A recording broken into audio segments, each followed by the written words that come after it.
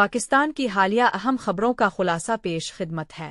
Security اور امن و امان۔ شمالی وزیرستان میں کارروائی۔ سیکیورٹی فورسز نے شمالی وزیرستان میں ایک آپریشن کے دوران 16 شدت پسندوں کو ہلاک کیا ہے۔ بلوچستان میں حملے۔ بلوچستان کے ضلع قلات میں مسلح افراد نے پنجاب سے تعلق رکھنے والے 4 مزدوروں کو قتل کر دیا۔ معیشت اور سرمایہ کاری۔ معدنی وسائل سے استفادہ۔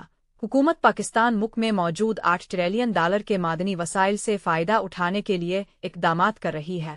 متحدہ عرب امارات کی سرمایہ کاری۔ متحدہ عرب امارات نے پاکستان میں $10 ارب کی سرمایہ کاری کی یقین دہانی کرائی ہے۔ سماجی اور قانونی خبریں۔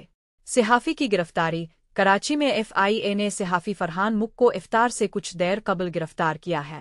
جعلی ویزوں پر گرفتاری۔ جعلی ویزوں پر برطانیہ جانے کی کوشش کرنے والے 25 پاکستانی طلباء کو گرفتار کر کے جیل بھیج دیا گیا ہے۔ سائنس اور ٹیکنالوجی۔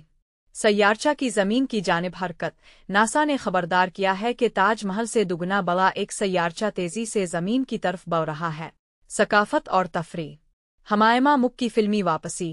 اداکارہ حمائمہ ملک کی شان شاہد کی action thriller film red, white and green کے ذریعے بڑے پردے پر واپسی متوقع ہے۔ موسم۔ شدید گرمی کی لہر۔ ملک میں شدید گرمی کی لہر جاری ہے۔ لاڑکانہ میں درجہ حرارت 50 ڈگری سینٹی گریڈ تک پہنچ گیا ہے۔